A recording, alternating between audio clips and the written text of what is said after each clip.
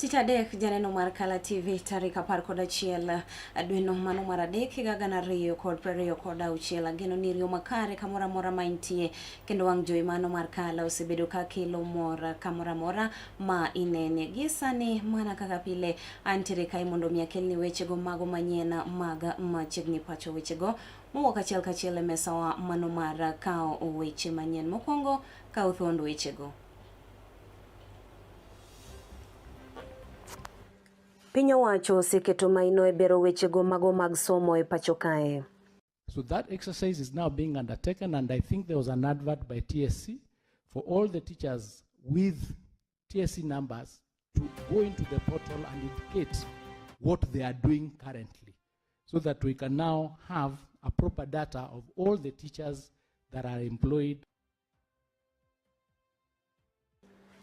Nyaka sani ji maromo 49 piyo ula osenego e pacho kae kama en wach ma oyange kod jawach e lo piny owacho Isaac Mwaura. Several measures to support affected communities and to strengthen emergency response. The government will cover mortuary fees and funeral expenses for those who lost their lives in the floods. The Kenya Mwandu manengo ne poko yangi piyo ula oywere gwenge makolwa Central e County ma Kisumu. Nyithindo ok odhi skul nikech pi kamora mora. Koro miyo sirkal okonyowa mokwongo gi wach aorano to gi kaka wambe wanya konyore ot achiel e chogore piny kech pod omuoch. Bed thuolo mano mar chwalo na ote machuoka e wi wechego manyien mag Machiegni Pacho ma kelo ni gisani ka okalo kuom yor Facebook page marwa Kala TV Live. Abiro yango wechego kata otego achiel kachiel. Nyinga Neli Achieng ndine jaloko mara Bella Achieng. Wayudo kanyo ni jatend migao mano mabende ochung' ne migao no mano mar somo e pacho kae Julius Ogamba oyango ni piny owacho sani to koro dhi nyime gi chenro mano mar bero wechego mago mag somo kata sekta mar somo. Ka bende ne olero ni nyaka gi sani kwan mago mag jopuonjre duto te mantiere pacho kae nyocha ne oseng'e ka okalo e kweno mano mabende owacho ni ne otimie pacho kae. Ne otwak e od buch Senate odiochieng' ma kawuono kama bende olero ni koda ka omenda go mago mabende winjore ochwal e sikunde nyocha ne osechwala kendo sani onge sikul kata japuonjre mora mora ma inyalo luongi ni nyawawa ma yudo e sikunde mago ma pacho kae. Thank you, Mr. Speaker. Thank you for those questions. On the question of capitation,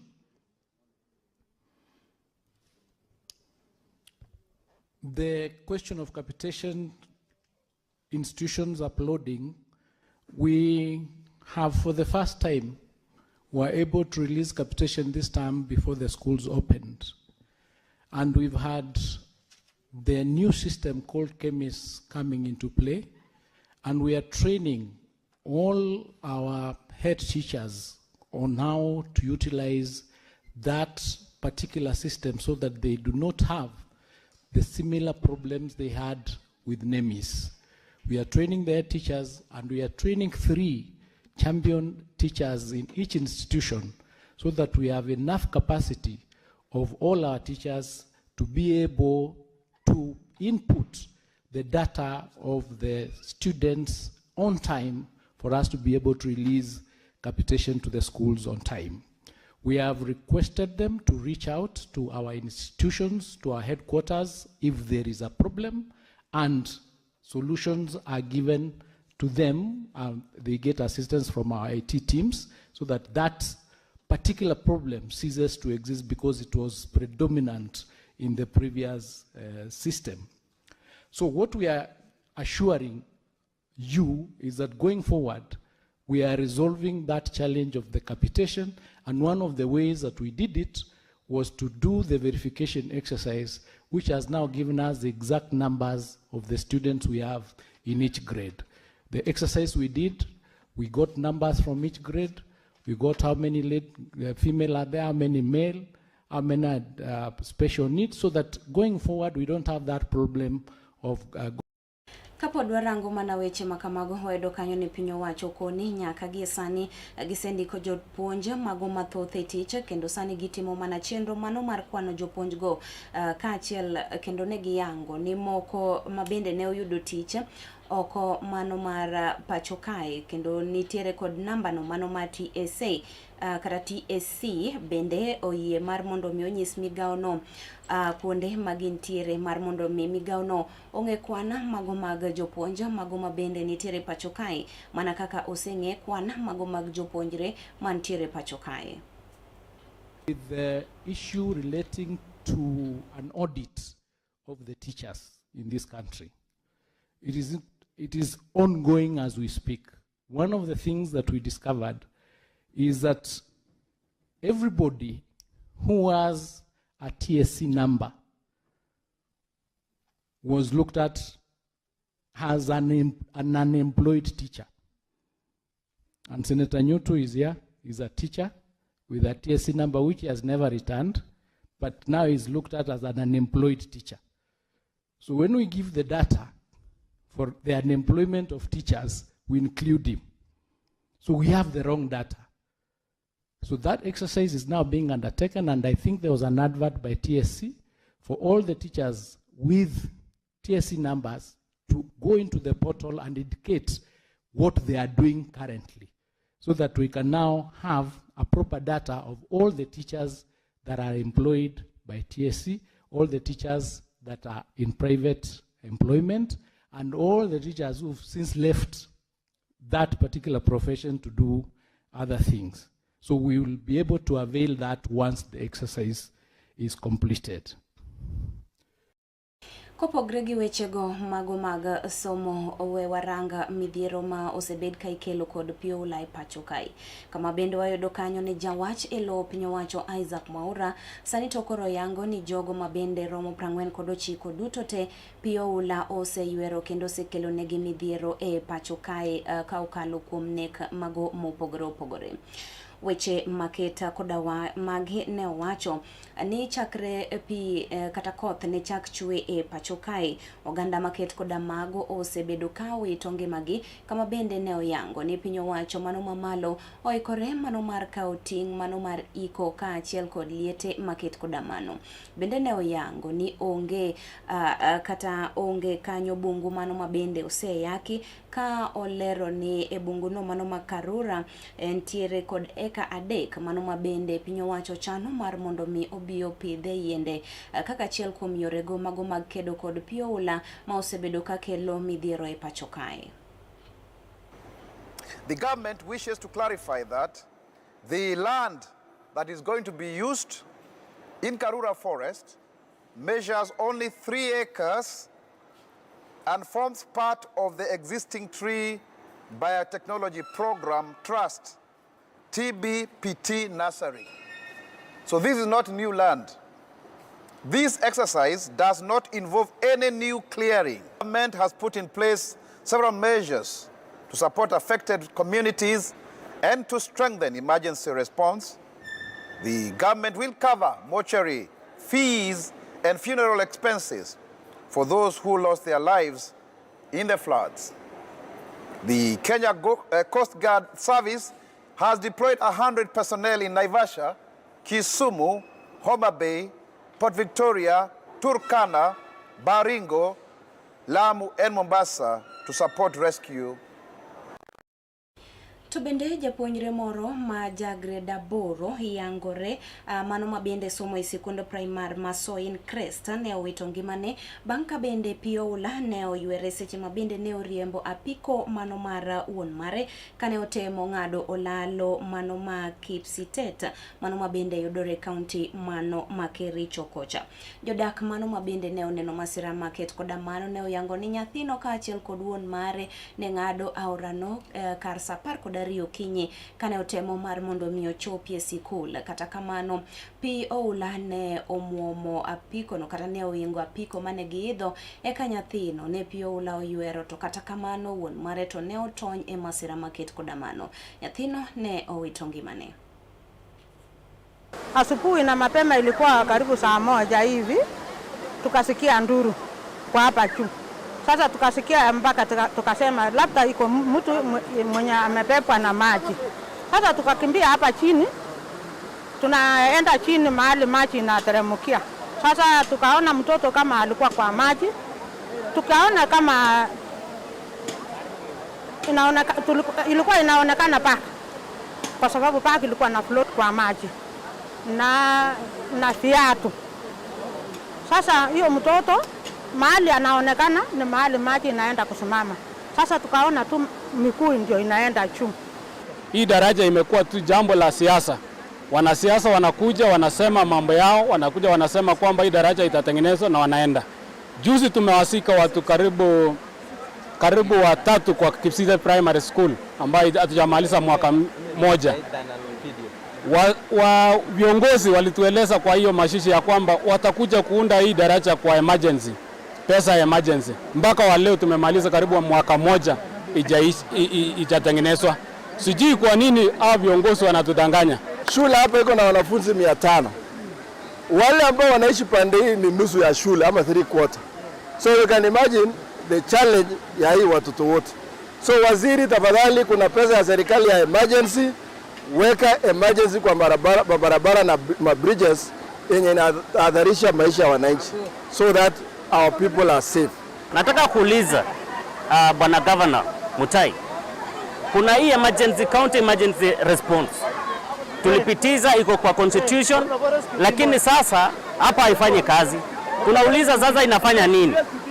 Inafanya nini kwa hiyo county kama iko? Why don't that team ikuja hapa Soi ndio isaidie? Tokapo dwarango mana wechego motenre kod koth, wayudo kanyo ni koth mamedo mburore e pacho kae. Koroni to en mano mabende medo mana kelo midhiero mopogore opogore ne oganda mago mathoth e pacho kae mano mangima.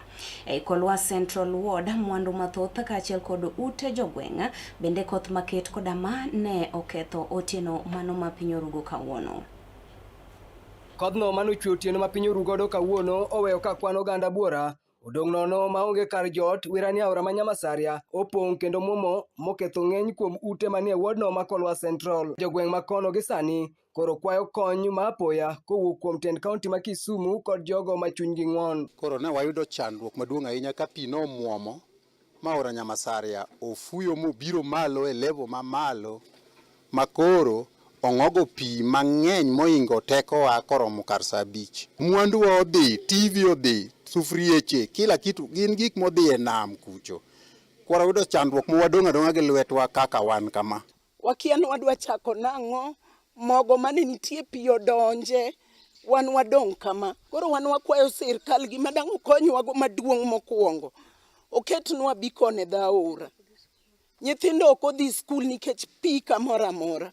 Koro miyo sirkal okonywa mokwongo gi wach aorano, to gi kaka wambe wanya konyore. Ot achiel e chogore piny kech pod omuoch, onge ng'anya dak e iye. Nyinga iluonga ni Millicent Luanda. An gi joma dongo ka ma an go e lweta mabedo gago kaka pile. Kanoromo saa 5 otieno ne pi omonjo gi moturo ne gi ot. Kata sani moloyo mama ma wuon odni to koro sani tuo mok nyal entie ot kacha. Koro akwayo mana ka Nyasaye, ka ng'ato Nyasaye nyalo donje chunye mondo konya. Adong' anana kaka anni, gik moko kethore te. Koth ma kamano bende oweyo kod lal mathoth ne ng'eny johala ma kono bang' pi oula dhi kod mwandu gi otieno manyorono, ka koro kwayo margi maduong' ne piny owacho en mondo resgi mapiyo kokalo e sirogi gidhi nyime kod ohendnigi mapile pile. Ani Betha Adoyo Mondi, wan wa johala ma Nyamasaria ka. Onge kaka wanyalo timo nikech sani gige wa manye wauso pi odhigo. Koro kaka wanyalo uso onge. Wan wakwayo mana sirkal ni koyie to mondo mi wakony, mondo mi wayud kaka wanyalo timore nade. Wanyalo loko nikech mae ma wakonyogo nyithindo kadhi sikul. Koth ketho na michele, ngano, chak girigo bodhi, moko kethore ipi kuro, ichodha, sikari, michele. Mwandu kethore mang'eny jowadwa, kata moko nie laroka. Mimi naitwa Steven Kibagendi, ni mkaaji wa Nyamasaria hapa, kaunti ya Kisumu. Waangalie mambo ya gabions, watengeneze hizi gabions, zinawasumbua kila wakati. Tumepata hasara kubwa, michele zimeharibika, maziwa zimeharibika, sukari zimeharibika. Korka koreto msima kono migosi Kevin Oraro ochope masira manokel gi pi aorano ma Nyamasaria kendo kwayo kony ne jogo manoyudo masira kojiwo jodak makono mondo koro ni obed akicha e kinde ni makoth medo chwe. Mos ne oganda duto manopio hinyo e Kolwa Central Ward sana jo Nyamasaria area asiwuothe delni moko matin. County government kawo nyinge moko mondo gineni ang'o ma ginyalo timo. Ang'eyo ni serikal kosebedo piny to gibiro neno jok madwa konyo serikal kaka Red Cross gi well wishers moko biro neno gima ginyalo timo gi county government kata national government. Aorani endi ma Nyamasaria mapek mar pi mare wuok e county no manandi emosebedo ka kelo midhiero ne jodak ma Kolwa Central ahinya to jogo maloko e chiro ni ma Nyamasaria. Kakwayo maduong' ne tend county ma Kisumu kachiel gi piny owacho en ni mondo geng'negi ohinga e bath aorani mondo geng' pi mamwomore ka donje miere marocho chenro margi mapile pile. Felo Goblis Ochieng, Kala T. Erokamano ahinya Felo Goblis Ochieng kuom lipot maketa koda mano. Geno ni jodak mago ma Kolwa Central biro bedo ka yudo kony mano makare.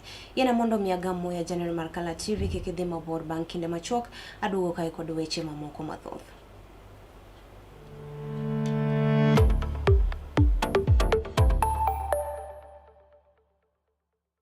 Get ready to elevate your business and any other commercials when you advertise with us. We are not just a channel. We are your gateway to the peak, for we give you the precision and desire to your commercials. Let us be your partner in success, broadcasting your message to thousands of our viewers. Contact Color TV today and let's make the magic together.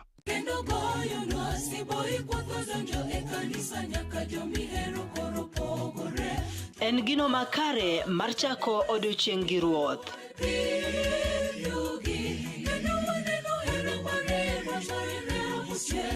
Ka igwedhori gi wendego mag pak masudi machiegni gi ruodhi.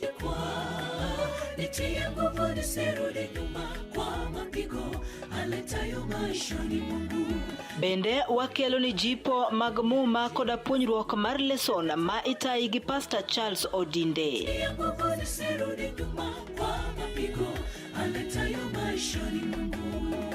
Riuri koda an Brenda Agenyo Nyasuba Nyanam e chenro mar sabato maler ngeso ka ngeso chakre sa 12 mar okinyi nyaka sa 3 okinyi to mana e wang' jowi mar Kala TV nikech ma e odwa.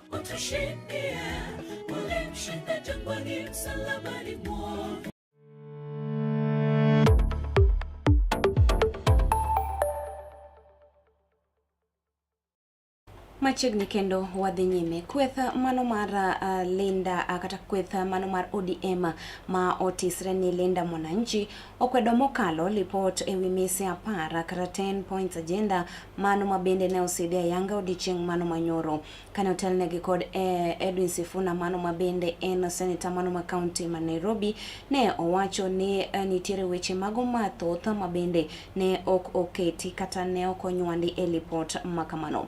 Ne oyango ni timbego mago mag nek mago ma aoyae pod dhi nyime pacho kae ka bende omedo kanyo ni counties pok oyudo omenda mano mabende dwarore e kane oluwo kendo ni jo Kenya pod nitiere kod midhiero mago mopogore opogore gino ma omiyo okwedo lipot makamano. Meant to hoodwink the public that the MOU had been implemented when it is obvious to all Kenyans that nothing could be further from the truth. This fact became apparent in a most embarrassing manner when attendees led by the Governor Cecily Mbarire openly challenged the President on the contents of the so-called report. Observers would also have noted that the President purported to extend the mandate of the committee by another 60 days in the same meeting where Dr. Oburu Odinga had earlier argued that there was no time limit in the implementation of the MOU. The confusion that Kenyans witnessed at KICC yesterday is enough proof that the so-called broad-based team are aware that they are lying not only to Kenyans but to themselves. We want to also make it clear that the ODM PG as an organ has no powers under the party constitution to make decisions such as they purported to make yesterday. You will recall that prior to and during the signing of the now expired MOU, it was the party's National Executive Committee under the leadership of the late Raila Odinga that processed and superintended the process. the purported extension is therefore ultra-vires, unconstitutional, null and void. Be that as it may, we have also held the position that whether or not the MOU had been implemented cannot be a matter of conjecture. If abductions and extrajudicial killings stopped after the signing of the MOU, we would all know because we all live here. If counties have received 450 billion shillings in shareable revenue in the current financial year, we would all know. If indeed Ruto and his government honored their pledge to respect the identity and integrity of political parties, it would be obvious to all of us. Today, we wish to present to Kenyans the true report detailing the failures in implementation of the 10-point agenda, breaking down each agenda item and the falsehoods used to wrap them. Indeed, we have noticed that at the tail end of its mandate, the committee suddenly started traveling across the country, purporting to be conducting public participation. Yet the resolution to the 10 agenda items lay squarely with the regime of President William Ruto. Our expectation was that the committee would be domiciled at State House, seeking answers there on a daily basis. We present this report to seal any gaps that the committee and the regime may use to fool Kenyans that all is Kapod warango weche mago ma utendre kod lipot maket koda mano wayudo kanyo ni jodbura mano ma Suba South Karoli Omondi bende uwuok oko ka kwedo lipot maket koda mano ka olero ni singo mago ma bende ne osing ne oganda jo Kenya ka okalo kuom lipot makamano chal ka gima ne en mana wuond mano ma bende ne iwuondo godo oganda jo Kenya. We are here to defend Baba's legacy. That is why we are doing this. It is so important for us. And I think it is important for Kenya and those who have been with Baba all along in his quest for a better Kenya. This particular document has Baba's signature. So it is important that people get an accurate, truthful, independent, impartial, and correct report on what is being done about Baba's commitment to Kenyans when he signed the 10-point agenda. We are here to make sure political fraud is not committed on Kenyans in the name of Baba. That is why we are here. We must protect Baba's legacy. That is our duty as members of ODM, as members of Linda Mwananchi, as people who worked with Baba. Secondly, whether it is NADCO or whether it is the 10-point agenda, these documents were made in the name of the people. So there must be a people's report, not what you saw yesterday, a conspiracy of some sort. The people themselves must give a verdict. And what we are going to give here today is the people's report on what they think on the implementation of NADCO and the 10-point agenda. And finally, we all have national values in our constitution. There must be accountability. When leaders make certain public commitments, they must be held accountable. What we are trying to do here is to hold those who signed this to be accountable to Kenyans.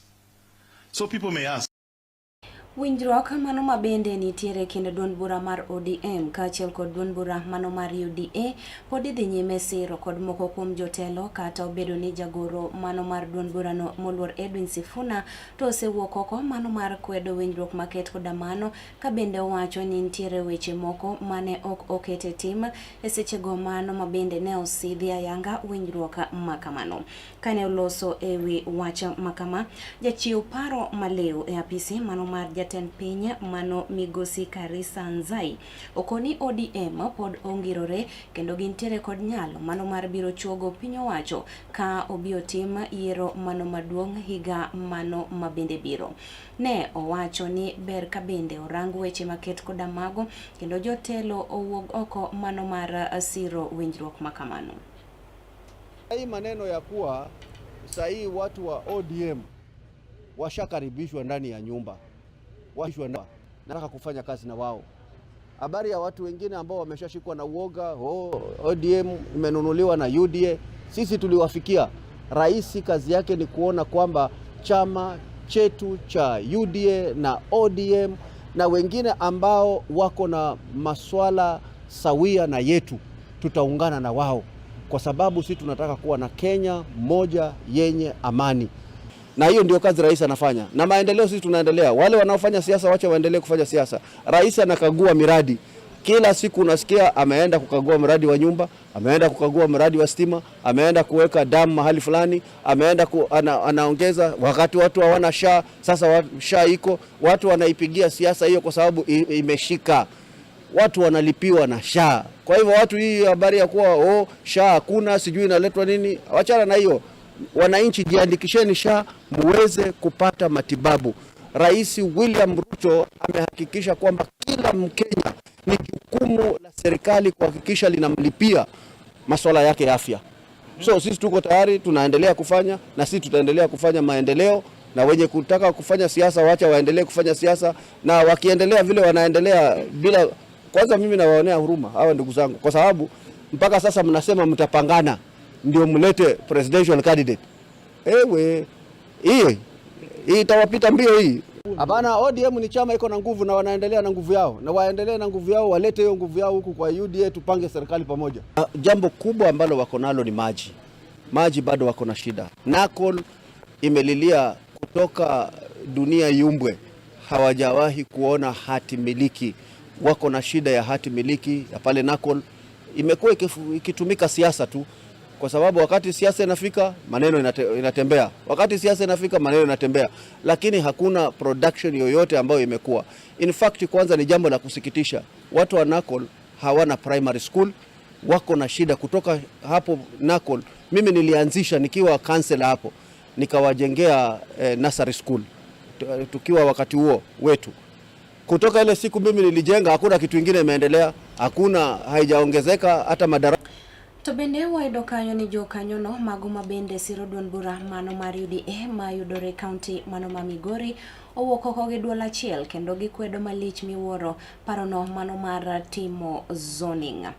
Ma giwacho ni e kinde ni mano mabende oganda ikore ne yiero madundo kaachiel kod yiero maduong' ma ibiro bagi e pacho kae higa mano manyien. Wechego mago mag zoning ok gidwar gin kaka jokanyono mag UDA.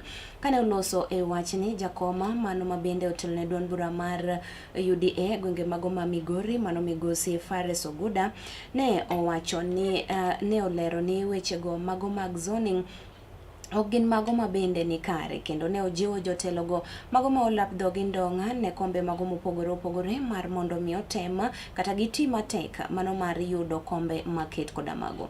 Bende ne gijiwo jotelogo mago mabende wuok e duond bura mar UDA kaachiel kod duond bura mar ODM mar mondo mi kik gichun jogo ombulu kod wechego kata paro mano mar zoning.